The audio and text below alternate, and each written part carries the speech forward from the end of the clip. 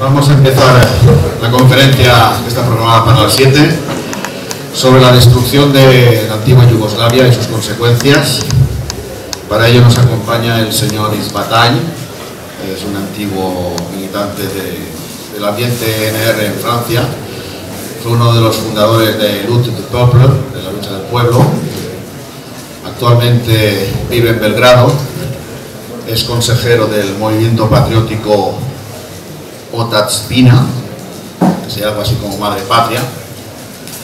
Es geopolitólogo, está licenciado en Historia y Periodismo y regularmente colabora en revistas de geopolítica como la famosa revista italiana que dirige Claudio Muti, la revista Eurasia,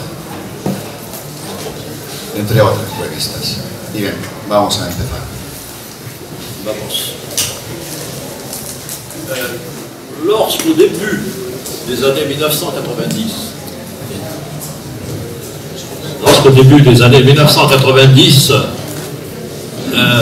deux grands événements se produisent.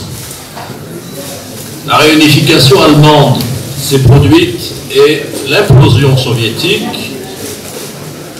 Il y a de nouvelles perspectives en Europe pour les Américains, pour les américano-globalistes, et qui sont en train de manipuler les islamistes radicaux,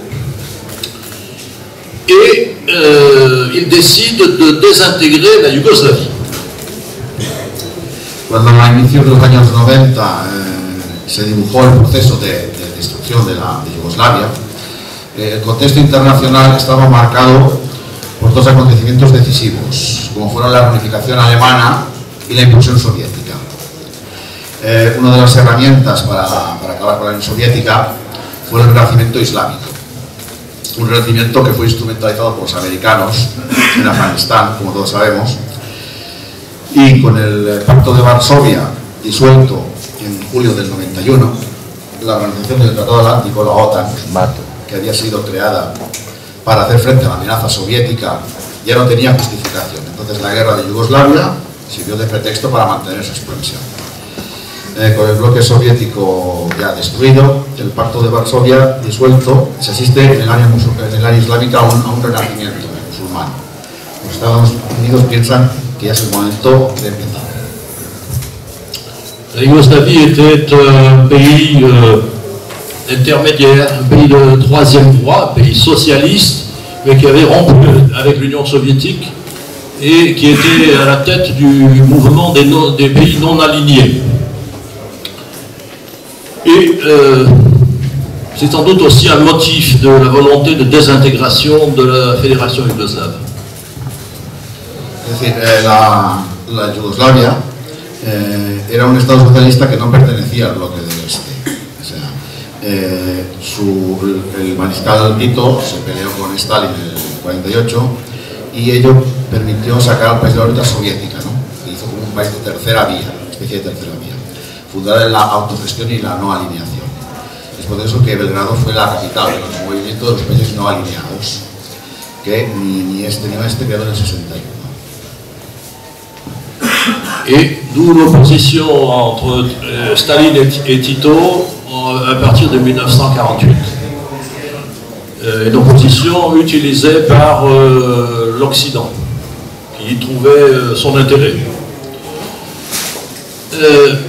La Yougoslavie était un pays très composite, un pays récent et un pays très composite, comme vous pouvez le voir sur la carte, avec des ethnies majoritairement slaves, sauf les Albanais, mais dont les différences ont été exacerbées. On a jeté de l'huile sur le feu pour créer les dissensions et les antagonismes. Tenemos la conferencia aquí apuntada, pero el amigo Ives está improvisando un poco. A ver. Pero je comprends le français. Je comprends le français, pero no puedo recordarlo todo.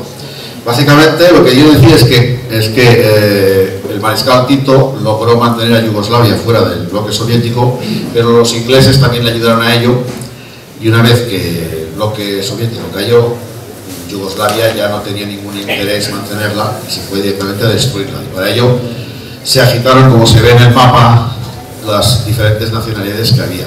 Como podéis ver, los serbios eran mayoritarios, pero como el mariscal Tito, que era de origen croata, incluso aprovechó para hacer regiones autónomas dentro de la propia Serbia, lo cual la debilitó aún más. O sea, siendo los serbios los mayoritarios, realmente eran los más débiles y no pudieron evitar la desmembración posterior. Les mouvements séparatistes, en particulier croates, étaient travaillés depuis longtemps par les services secrets américains et allemands. Los separatistas croatos habían sido trabajados desde hacía mucho tiempo por los servicios secretos alemanes y americanos. Tito, qui ne voulait pas de Serbie, Tito était croate d'origine. Croato quelque chose. Et Tito ne voulait pas d'une Serbie forte, et donc il a affublé la Serbie de 2 régions autonomes, au nord la Voïvodine et au sud le Kosovo. Bueno, lo que os he dicho antes, ¿no? El mariscal Tito aprovechó para debilitar a Serbia para que ninguna nacionalidad fuera preponderante, pero realmente fue lo que provocó al final su desaparición. Fue la Voïvodina y Kosovo. La Voïvodine peuplée d'une majorité de Serbes, mais aussi de minorités, notamment hongroises. Et le Kosovo, peuplé à cause de l'histoire d'une majorité d'Albanais, des Albanais dont Malraux disait c'est...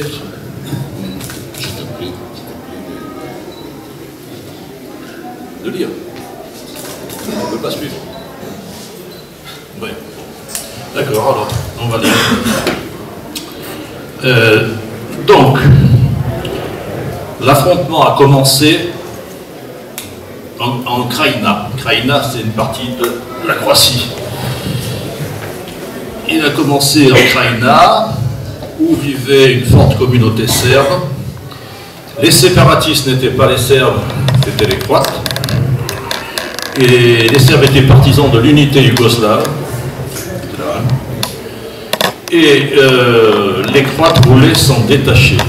Les Croates disaient qu'ils étaient dominés, opprimés par Belgrade, et que l'argent, tout l'argent allait à Belgrade, etc., etc. Un peu comme les catalanistes aujourd'hui.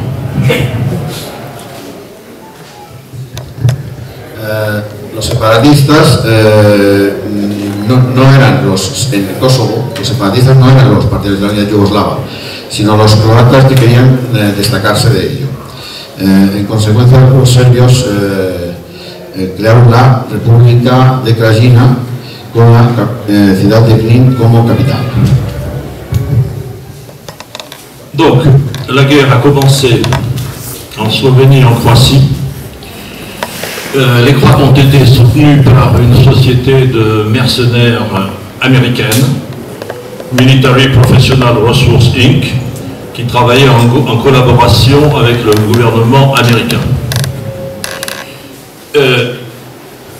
600 000 Serbes vivaient en Krajina, dans la partie croate de la Yougoslavie, et la moitié d'entre eux devaient être nettoyés ethniquement au moment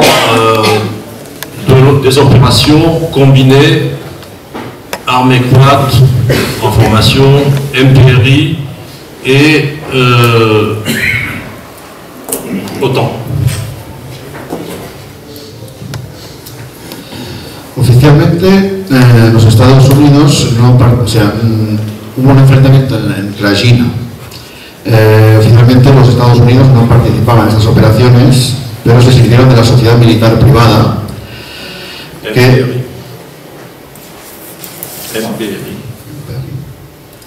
MPRI, que había formado un ejército croata a partir de elementos étnicos croatas del ejército nacional yugoslavo. En el curso de estas operaciones, la mitad de los 600.000 serbios que vivían en Croata sufrieron una limpieza étnica. Krajina se componía de dos partes: la Krajina de Knin, que iba desde la costa dálmata y subía hasta cerca de Zagreb, y de otro la Eslavonia Oriental, que Milosevic tuvo que ceder a los croatas en el 98 sin contrapartida. Ensuite, la guerre s'est étendue à la Bosnie et Herzégovine, qui était peuplée en partie de musulmans, des musulmans bosniaques, qui étaient divisés en trois communautés en fait, les bosniaques musulmans, les serbes et les croates. Et le chef de la Bosnie musulmane, Alija Izetbegović, qui était l'auteur de la déclaration islamique indiquant que dans la République islamique de Bosnie-Herzégovine, il n'y aurait pas de place pour les non-musulmans, a été poussé par les Américains. Il y avait des armes partout, dans le cadre de la théorie militaire yougoslave de défense populaire généralisée, DPG, et puis il y a eu des livraisons d'armes de l'extérieur, notamment d'Allemagne.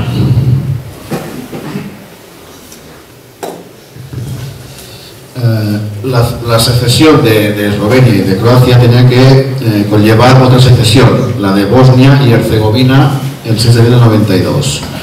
Bosnia y Herzegovina era una república constituida por tres grupos distintos: los serbios, los croatas y los musulmanes, los bosniacos. El jefe de filas de los bosniacos, apoyado por los americanos, Alija Izetbegović, escribió en su declaración islámica un manifiesto en el que decía que no habría lugar para los no musulmanes en la nueva República Islámica de Bosnia. Reunidos en la Asamblea Nacional por Radovan Karadzic, los serbios de Bosnia rechazaron reconocer la independencia de la República secesionista musulmana y proclamaron su propia república. Los americanos, los alemanes y otros países occidentales proporcionaron armas que acaban de añadirse a los stocks ya constituidos en el marco de la doctrina titista de defensa popular generalizada. Como el ejército de los bosniacos no era muy fuerte, los servicios angloamericanos organizaron desde el 92 la venida de millares de afganos, que eran la mayoría de ellos árabes, los mismos que se deben encontrar más tarde en Libia y en Siria.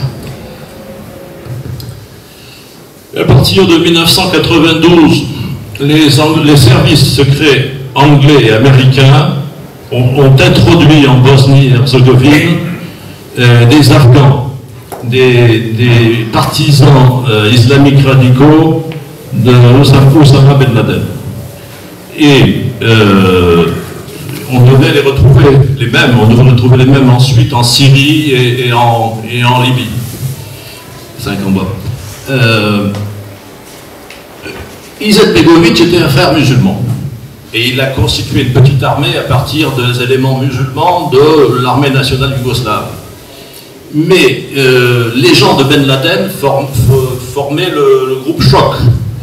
Et Ben Laden a vécu à Sarajevo, et Ben Laden a même obtenu la nationalité bosniaque.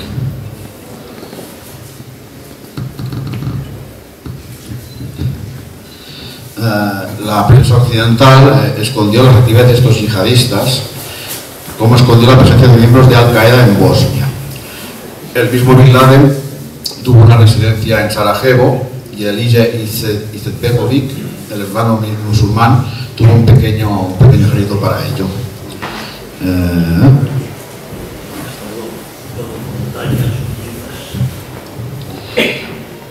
Bon, Ben Laden a toujours été un agent des Américains. Depuis l'Afghanistan, quand il était avec eux, il était bon. Et après le 11 septembre 2001, quand on lui a attribué les attentats de New York et de Washington, il était mauvais. Mais il a toujours été utile. Alors, en Bosnie, la guerre a commencé par des provocations par des attentats. Sarajevo, dans un mariage orthodoxe, à Sarajevo toujours une mine devant une pâtisserie qui fait de nombreux morts, à Sarajevo sur le marché Marcalé, encore des explosions qui sont attribuées aux Serbes. La guerra en Bosnia, o sea, primero he dicho, la guerra en Bosnia empezó en Tudela con provocaciones, con atentados. Por ejemplo, una emboscada contra una brigada motorizada del ejército yugoslavo. Luego en Sarajevo un musulmán disparó sobre un matrimonio ortodoxo, matando a uno de los esposos. En Sarajevo una mina explotó delante de un comercio y mató a 26 personas. 2 atentados en un mercado que también hicieron muchísimos muertos. Et une mention particulière pour le massacre de Srebrenica. Alors Srebrenica, on a dit, c'était une enclave musulmane, bosniaque musulmane, dans le nord-est de la Bosnie-Herzégovine. Et on a dit, les Serbes ont pris la ville et l'enclave et ont fait un massacre. Dit, il y a 8000 morts. Immédiatement. Évidemment, c'était fait pour pouvoir dénoncer le massacre et pour pouvoir utiliser l'impact psychologique. Una atención particular se debe poner sobre un acontecimiento, ¿no?, de una atención que, como fue la masacre de Srebrenica, que inmediatamente se vendió como una gran masacre donde supuestamente los serbios mataron a 20.000 personas. Evidentemente esto es propaganda de guerra, pero se quiso aprovechar como propaganda de guerra y como impacto psicológico para digamos, ponernos a todos en contra de los serbios. Il y a eu quand même 3000 Serbes qui ont été massacrés à Srebrenica, mais ça, on n'en a pas parlé.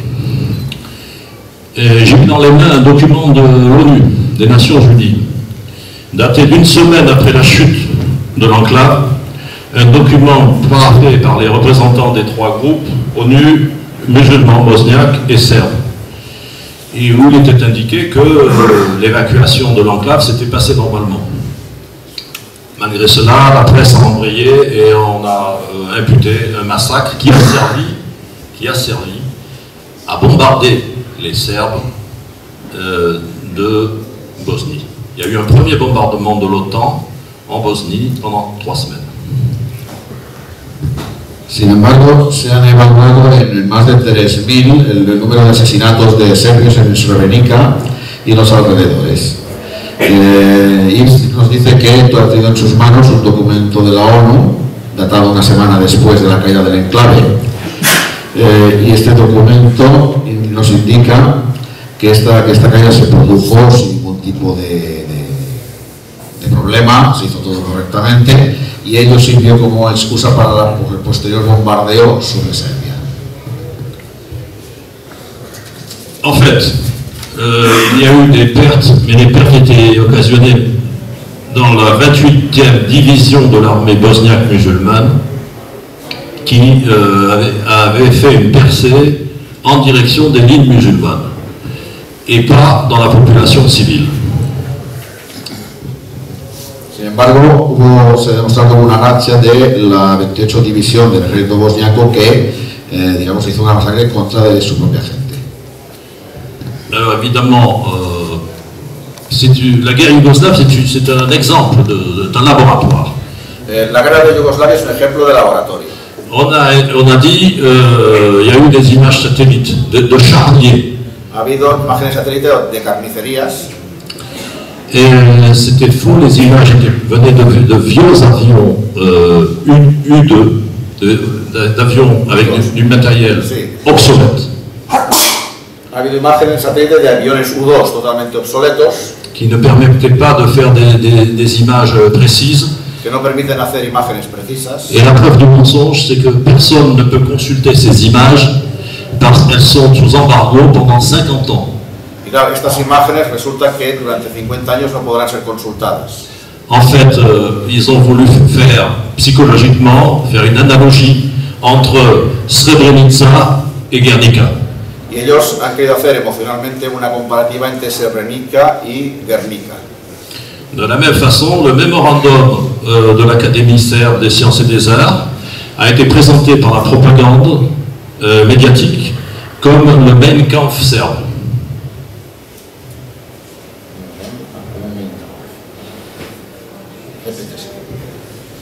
Le mémorandum, qui est un document de l'Académie serbe des sciences et des arts, un document de 70 pages, a été présenté pour la propagande à l'extérieur comme un Mein Kampf serbe.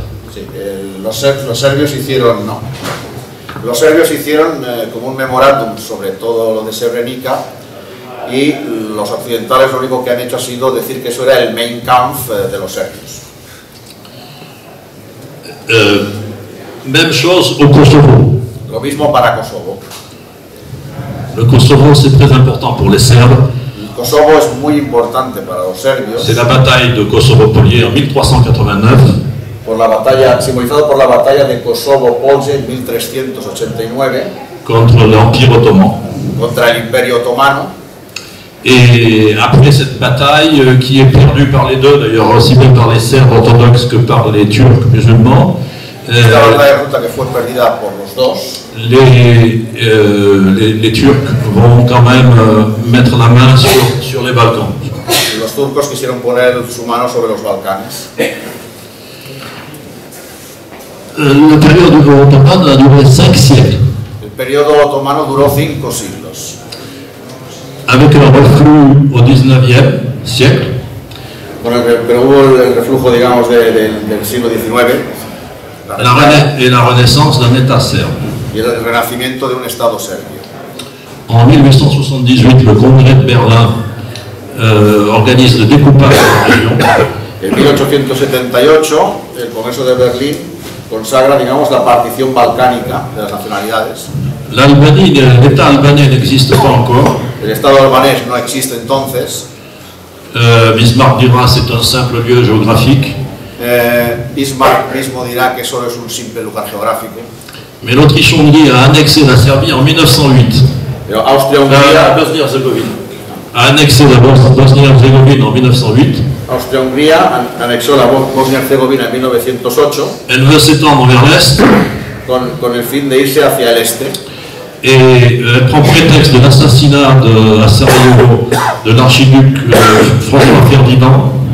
Razón por la cual hizo la guerra bajo el pretexto del asesinato del archiduque Francisco Fernando en Sarajevo. Le 28 juin 1914. La famosa fecha del 28 de junio de 1914.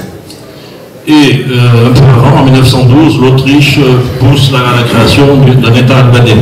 Pero antes, en 1912, Austria había empujado la creación del Estado albanés. Ce qu'on appelle une alliance de revers. Lo que se llama una alianza de soñadores. Pendant la Deuxième Guerre mondiale, le Kosovo est partagé entre l'Italie et la Bulgarie. Durante la Segunda Guerra Mundial, Kosovo se parte entre Italia y Bulgaria. Et à chaque occupation, à chaque conflit dans la région, les Serbes s'en vont. En cada conflicto, en cada partición, los serbios se van yendo de Kosovo. Slobodan Milošević, l'homme fort, comme on disait, de la Serbie, Es Slobodan Milošević, el hombre fuerte de Serbia. Organise une grande manifestation à Gazimestan, au Kosovo, sur le lieu même de la bataille de Kosovo. Organiza en Gazimestan, sobre el lugar mismo de la batalla de Kosovo. Pour le 600e anniversaire de la bataille de Kosovo. En 1989, con motivo del 600 aniversario de la batalla de Kosovo. La presse internationale, notamment anglo-saxonne, va faire Milošević un ultranationaliste. Y toda la prensa occidental cargando contra él como un ultranacionalista. Pourquoi les Albanais musulmans ont été majoritaires au Kosovo? ¿Por qué los albaneses musulmanes llegan a ser mayoritarios en Kosovo? À cause de la forte natalité, ils ont la natalité la plus forte d'Europe à ce moment-là. Por su gran natalidad, ellos tienen en ese momento la natalidad más grande de toda Europa. Et à cause de l'immigration qui vient d'Albanie. Y a costa de la inmigración que viene de Albania. Le ministre de la Culture de Gaulle, Malraux, avait mis en garde les Yougoslaves, comme il disait. Il pressentait qu'il y avait là un grand danger pour l'unité yougoslave et serbe. Sí, Henri Malraux, el famoso escritor sobre Kosovo, profetizó los peligros que tenía Yugoslavia respecto a los albaneses. Alors il y a une controverse sur le nombre d'Albanais au Kosovo. Ils ont augmenté le chiffre de leur population pour des raisons de la propagande et ce mensonge a été repris par la presse occidentale. Digamos, los albaneses han mentido descaradamente sobre la proporción de la población albanesa en Kosovo para poder tener la excusa de meterse dentro. Au Kosovo, les Américains vont refaire une provocation. En Kosovo los americanos van a hacer otra provocación. Dans le village de Ratchak. En la población de Ratchak. En février 1999. El 15 de enero del 1999. Pour justifier les bombardements de l'OTAN en mars de la même année. Para justificar los bombardeos luego de marzo del 99. Très rapidement, ils prennent 45 corps de terroristes de l'UCK, groupe terroriste albanais. Rápidamente toman 45 cadáveres de terroristas albaneses. Ils changent leur habit et cambian la ropa. Ils disent c'est un meurtre, c'est un massacre de paysans albanais par les Serbes. Y dicen que esto es una masacre de albaneses cometida por los serbios. C'est important parce que ce sont toujours les mêmes méthodes qui sont utilisées. Es importante porque estos son siempre los mismos métodos que se van usando. Et ça permet de faire une grande campagne de presse. Y esto sirve para hacer campañas de prensa. Alors, les dirigeants américains poussent les dirigeants européens en la guerre contre la Yougoslavie. Los dirigentes americanos empujan a los dirigentes europeos hacia la guerra. La Serbie et le Monténégro, à ce moment-là, le Monténégro est avec la Serbie. O sea, Serbia y Montenegro, en ese momento Montenegro forma parte de Serbia. C'est votre compatriote Javier Solana qui a séparé le Monténégro ensuite de la Serbie. Es vuestro compatriota Javier Solana quien separa Montenegro de Serbia. Pour que la Serbie n'ait pas de débouché sur la mer. Para que así la Serbia no tenga salida al mar. Et les bombardements de l'OTAN vont durer 78 jours. Los bombardeos de la OTAN durarán 78 días. Avec le soutien des intellectuels cosmopolites. Con el apoyo de los actuales intereses cosmopolitas. Parisiens, Bernard Lévy, Bruckner, Finkielkraut, etc. Como Bernard Henry Lévy, Bruckner y toda una serie de intelectuales. Des gens qu'on retrouve dans toutes les guerres. On les a retrouvés dans la guerre contre Kadhafi, contre la Libye. On les a retrouvés dans la guerre contre la Syrie. Et on les a trouvés aussi dans la guerre contre la Russie en Ukraine. Son los mismos intelectuales, la misma gente que encontramos en la guerra contra Libia, en la guerra contra Siria, en las campañas contra Rusia. Dans Guerre et contre-guerre, survivre au XXIe siècle, le couple américain Alvin et Elvie Toffler. En su libro Guerra y Contraguerra, sobrevivir en el siglo XXI de Alvin y Heidi Toffler, écrit que pour justifier une guerre, il faut dénoncer un massacre. Explican que para justificar una guerra hay que denunciar una masacre. L'histoire nous montre que c'est vrai. Dans l'explosion du navire le Maine à Cuba, l'explosion du navire le Maine à Cuba a servi en 1898 à chasser l'Espagne de Cuba. Sí, como por ejemplo con la explosión del famoso destructor Maine, que estaba anclado en La Habana, en Cuba, que sirvió como pretexto para declarar la guerra a España para quitarle Cuba. C'était une provocation. Même chose pour le Lusitania en 1915. Y lo mismo sucedió con el buque Lusitania en 1915. Pour entraîner l'Amérique dans la Première Guerre mondiale. Para intentar ser los americanos en la Primera Guerra Mundial. Même chose à Pearl Harbor. Lo mismo en Pearl Harbor. Qui a bien été attaqué par des avions japonais, mais il semble qu'ils aient un peu aidé la chose. Que fueron atacados por aviones japoneses, pero parece ser que les ayudaron a empujar. Même chose dans les attentats, dans les affaires, l'incident de Golfe du Tonkin en 1964, qui ont servi à déclencher la guerre au Vietnam. Lo mismo que pasó con los incidentes del Golfo de Tonkin en 1964, que inició la guerra de Vietnam. Et le globalisme, l'américano-globalisme utilise des moyens nouveaux et modernes.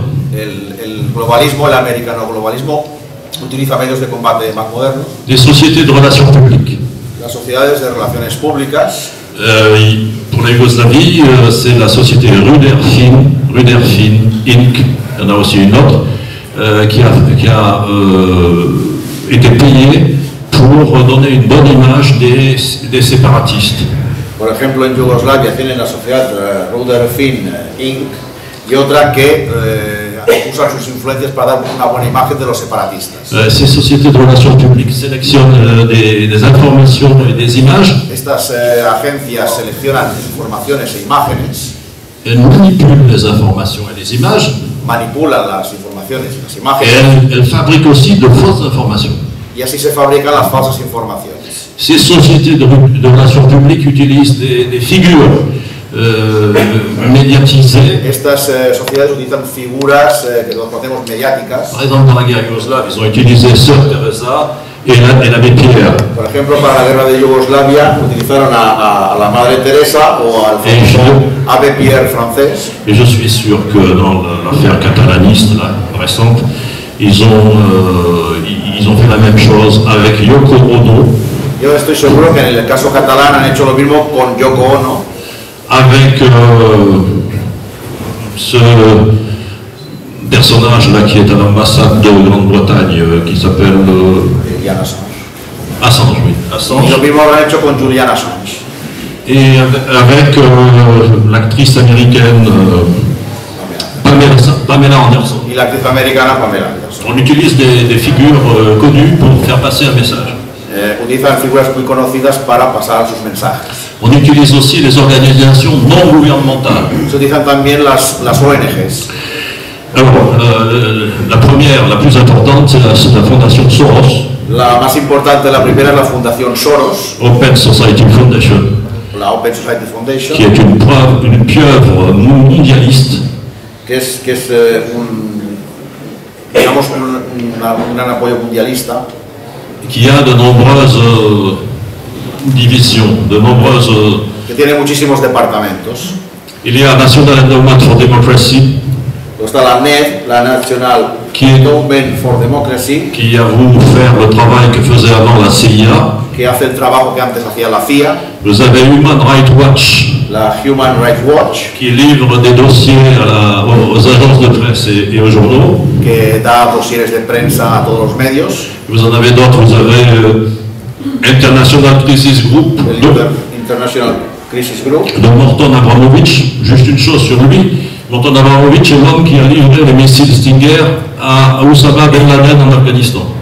Se ve que el presidente de este ONG ha dado misiles a Osama Bin Laden en Afganistán. Et International Crisis Group a sélectionné des figures internationales, des anciens ministres, des banquiers, des patrons de presse, pour avoir du poids et pour répandre les mensonges, en quelque sorte, pour le compte de l'impérialisme américain globaliste, anglo-saxon. Digamos, selecciona, lo que he dicho antes, selecciona importantes figuras para lanzar sus mensajes de la globalización americana. Vous avez Freedom House qui a été créée par des anciens de la CIA. La Freedom House, que ha sido creada por antiguos miembros de la CIA. Albert Einstein Institution, alors je mentionne Albert Einstein Institution. Albert Einstein Institution. Parce que c'est de là que viennent les théories sur les révolutions de couleur. De couleur. De esta institución, Albert Einstein, proviene el concepto de revolución de color. Élaboré par le professeur Jean Sharp. Elaborada por el profesor Jan Sharp. Otpor, le groupe serbe Otpor, a été fait par ces gens. El grupo serbio Otpor es una emanación de este grupo. Et aujourd'hui, il s'appelle Canvas. Y ahora se llama Canvas. Et ils sont payés pour aller préparer des révolutions de couleur. Se les paga para que vayan preparando revoluciones de color. Alors, conséquence pour la Yougoslavie, la disparition de la fédération yougoslave. Consecuencias para Yugoslavia, la separación de la federación. Les Serbes constituaient à peu près la moitié de la population de la fédération. Los serbios constituían un poco más o menos la mitad de la población de la federación. Et ils sont en jaune sur la carte. En jaune, ils n'étaient pas simplement en Serbie. Como veis en amarillo, menos la parte de Eslovenia, en amarillo están los serbios. Au Monténégro, ce sont des Serbes.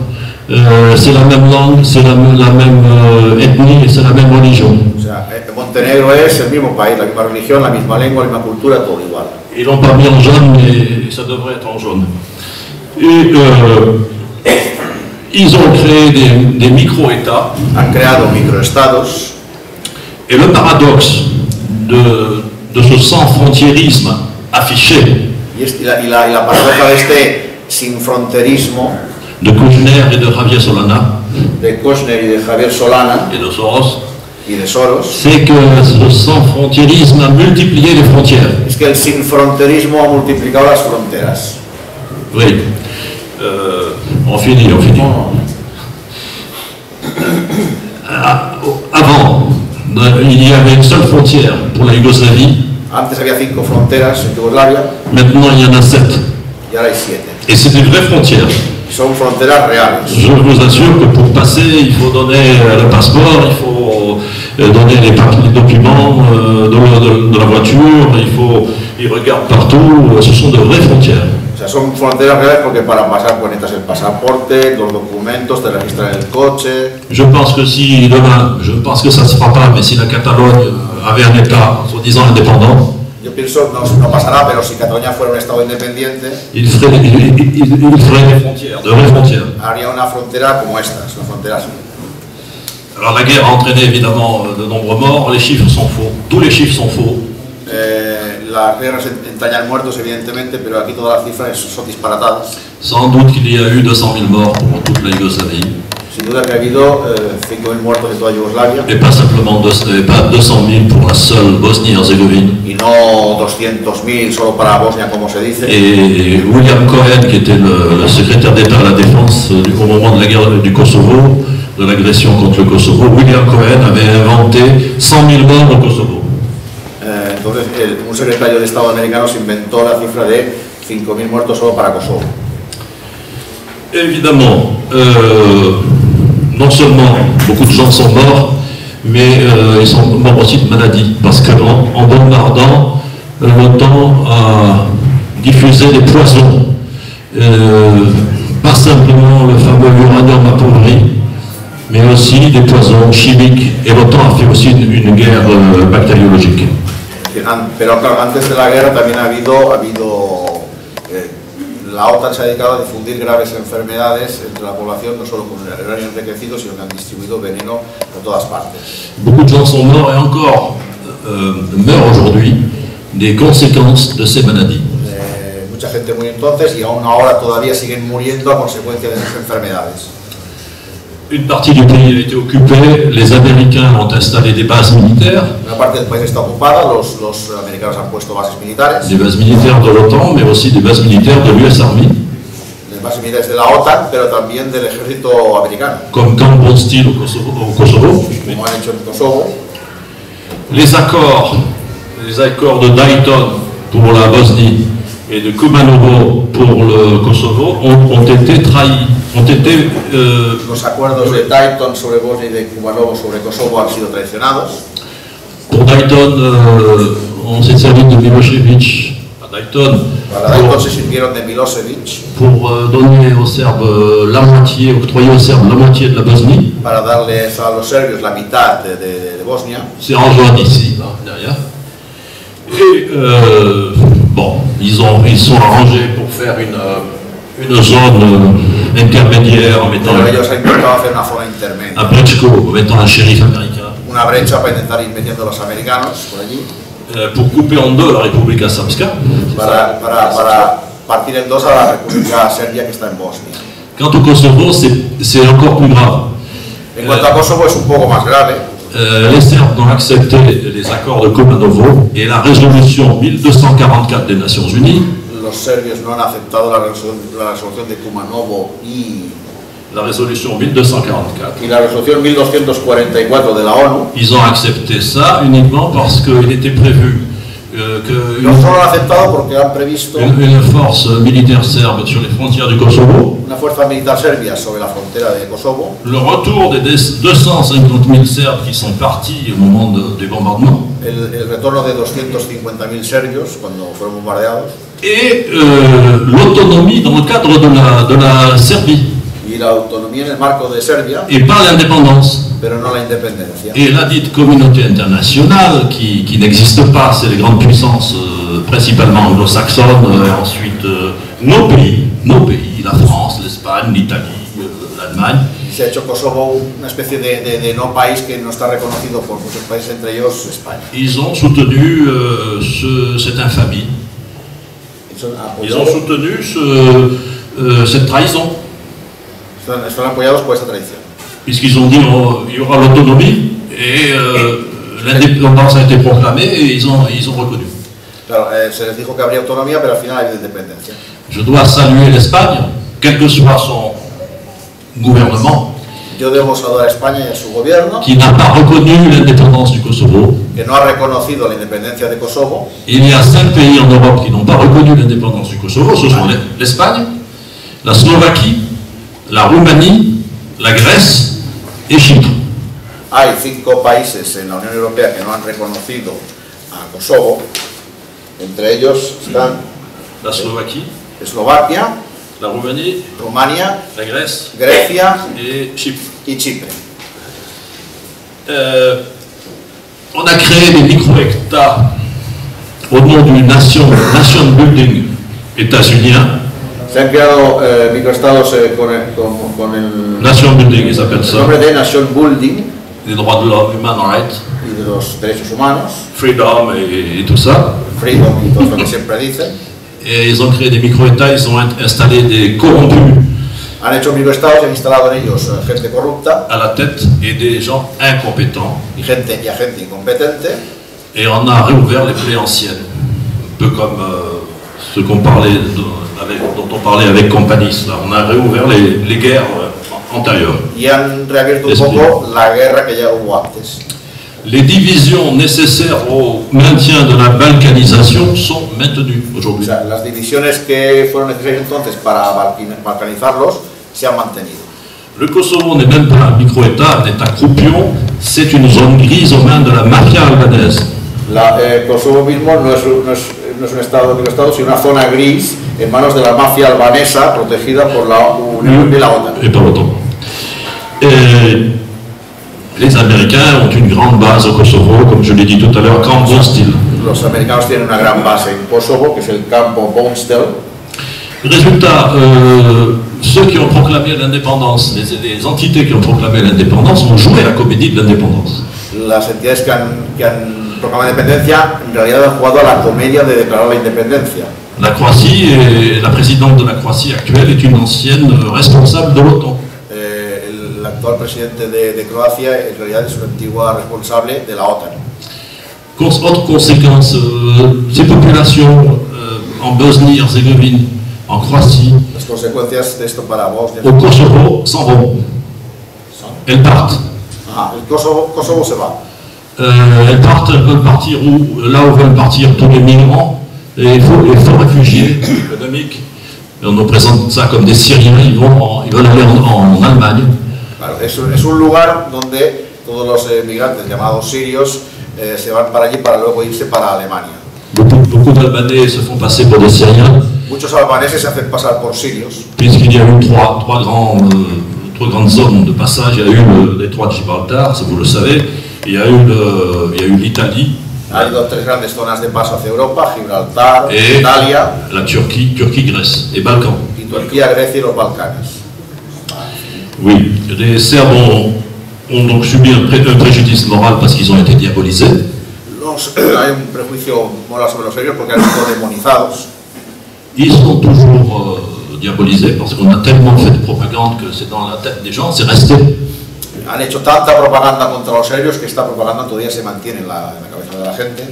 Alors là, puisqu'on me dit d'accélérer, j'avais posé la question, peut-on faire un parallèle entre l'Espagne et entre la Yougoslavie, Serbie, Espagne, Catalogne? Quisiera hacer un poco un paralelo entre Serbia y y España, España-Cataluña. Les cas sont différents, l'époque est différente. Los casos son diferentes, las épocas son diferentes. La communauté internationale, qui n'existe pas, on sait qui c'est, La comunidad internacional, que no existe, reproche à l'Espagne de ne pas reconnaître le Kosovo. está enfadada un poco con España por no reconocer a Kosovo. L'Union européenne, je pense que dans cette affaire de fuite en avant de Puigdemont, La Unión Europea, en el caso de esta huida hacia adelante de Puigdemont, catalaniste, je pense que les dirigeants catalans, pienso que los dirigentes, séparatistes ont voulu aller trop vite. Pienso que los dirigentes separatistas catalanes han querido ir demasiado deprisa. Parce que je pense que l'Union européenne est favorable. Pienso que la Unión Europea es favorable. Elle est favorable, elle a toujours dit, aux euro-régions. Favorable a ese concepto de las euroregiones. Donc le morcellement des États-nations. En la división progresiva de los Estados nacionales. Et il y a deux nations qui sont visées et qui le seront prochainement. C'est l'Espagne et la France. Hay dos naciones que están apuntadas hacia ese objetivo por ellos, como son España y Francia. C'est à mettre en parallèle avec ce qui se passe à l'est de l'Europe. Podemos poner esto un poco en paralelo con lo que pasa en el este de Europa. Friedman de la société Stratford, George Friedman. La sociedad de George Friedman a dit que, tout récemment, que la Pologne serait la grande puissance de l'Europe de demain. Ha dicho que Polonia será la gran potencia europea del mañana. Alors, pour qu'il y ait une grande puissance en Pologne, il faut qu'il y ait de petites puissances en Espagne et en France. Y para que Polonia sea una gran potencia, hay que hacer que España y Francia sean pequeñas. Alors, on retrouve le plan du maréchal Pilsudski qui s'appelait Intermarium. Y encontramos aquí también el proyecto de Pilsudski, que es el concepto de Intermarium, qui visait à créer un grand barrage de la Baltique à la Méditerranée. Que es un proyecto de hacer un bloque que vaya desde el mar Báltico hasta el Mediterráneo, una barrera contra la Russie. Contra Rusia. Et on voit ce qui se dessine aujourd'hui, c'est à la fois contre la Russie et contre l'Europe. Y lo que se está diseñando hoy es tanto contra Rusia como contra Europa. Donc tout va être fait pour accentuer le morcellement des nations d'Europe, historiquement constituées. Y esto se hace para acentuar la división de los estados nacionales europeos históricamente creados. Parce que l'Espagne et la France sont les deux plus anciennes vieilles nations d'Europe. Pues que España y Francia son las dos naciones más viejas de Europa. Et voilà, j'ai presque fini. Donc je pense que l'État profond américain, comme on dit, yo pienso que el Estado profundo americano, como se dice, les structures parallèles, genre structure de Soros, la estructura paralela, la estructura de Soros, on dit les vieux, mais il a un fils qui est en train de prendre la suite. Y están trabajando profundamente en ello. Et sont en train de saper l'unité nationale des États historiquement constitués. Están trabajando para apoyar los separatismos que zafan los fundamentos de las unidades nacionales. Et j'avais terminé par quelque chose me dit que la comédie des Jordis, oui. Tu t'appelles Jordi aussi, oui. N'est pas finie. Alguna cosa me dice que esta comedia de los Jordis, de los presos políticos, todavía no ha terminado. Voilà. Y ya está. Muchas gracias.